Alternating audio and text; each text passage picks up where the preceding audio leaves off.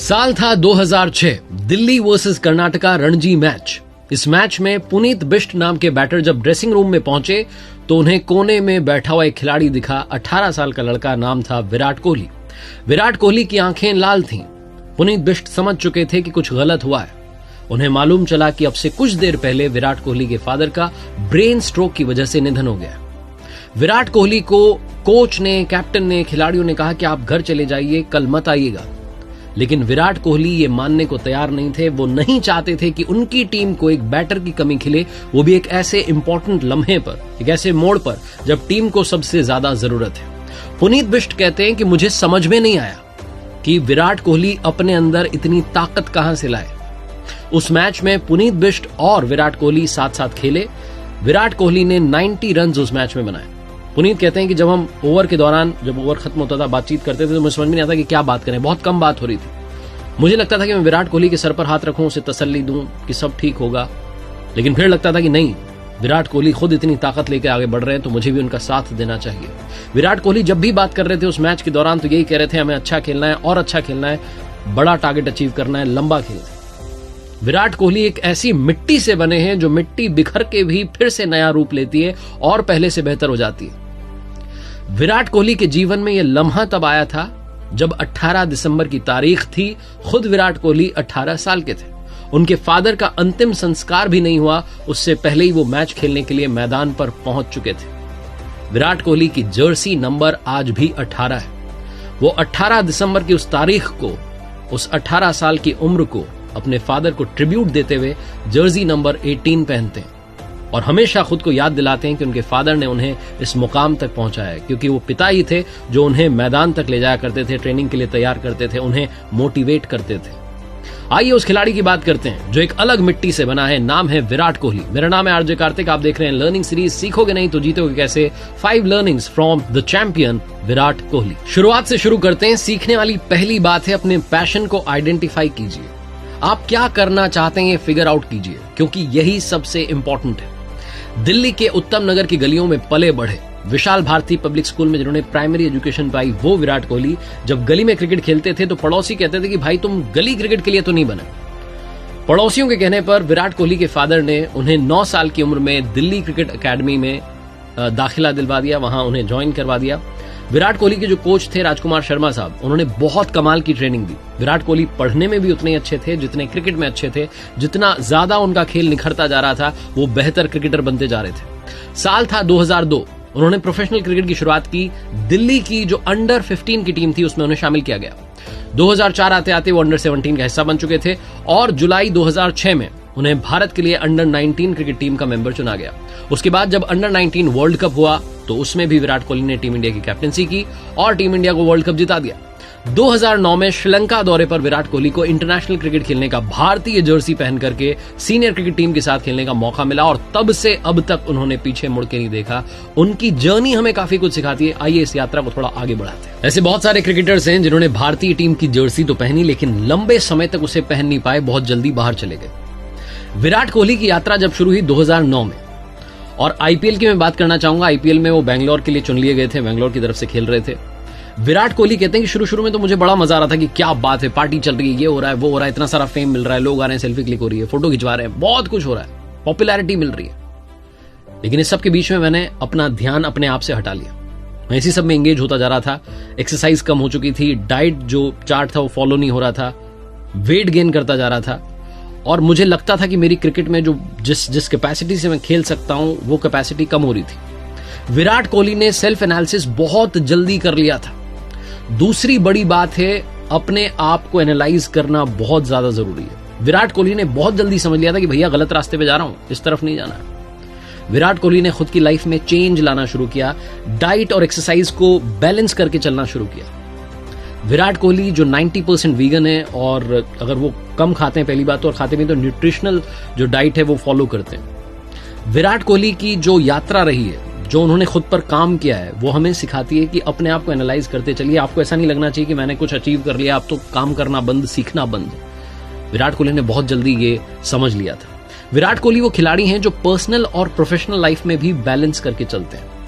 जब वो छुट्टियां मनाने भी जाते हैं अपनी वाइफ के साथ तो एक आम आदमी की तरह जीना पसंद करते हैं। ऐसी जगहों पर जाना पसंद करते हैं जहां पर उन्हें कम लोग पहचाने। वो पहाड़ों में ट्रैकिंग के लिए निकल जाते हैं। विराट कोहली के बारे में मैं सिर्फ इतना कहना चाहता हूं कि विराट पैदा नहीं होते हैं, विराट बनते हैं। आत्मविश्वास से, कॉन्फिडेंस को लेकर के आगे बढ़ना तो जरूरी है, लेकिन उससे भी इंपॉर्टेंट है खुद के विश्लेषण से। विराट बनते हैं अपनी लगन से, विराट बनते हैं कभी ना हार मानने वाली सोच से। विराट कोहली की जिंदगी में ऐसा नहीं था कि सब कुछ अच्छा ही चल रहा था। एक लम्हा ऐसा आया था कि उनकी जिंदगी में क्रिकेट का सबसे खराब दौर था। विराट कोहली के बुरे दौर की बात करते हैं और सीखते हैं कि हम उसमें से क्या अपने लिए लर्निंग निकाल सकते हैं। विराट कोहली को एक समय ऐसा आया था 2013-14 के आसपास की टीम से कुछ समय के लिए बाहर किया गया, लेकिन विराट कोहली ने रोजाना हार्ड वर्क किया, ट्रेनिंग की, प्रॉपर प्रैक्टिस की, लगातार क्रिकेट खेलते रहे। उस लम्हे का इंतजार कर रहे थे कि सिलेक्टर्स एक बार कॉल कर दें और सीधे वो चले जाएं, खेलने के लिए तैयार रहें। तीसरी सबसे बड़ी जो लर्निंग मिलती है वो यही है कि डेली हार्ड वर्क करना, डेली प्रैक्टिस करना, कंसिस्टेंटली सीखना, बढ़ना, लगातार अभ्यास करना बहुत जरूरी है। विराट कोहली की लाइफ यही सिखाती है।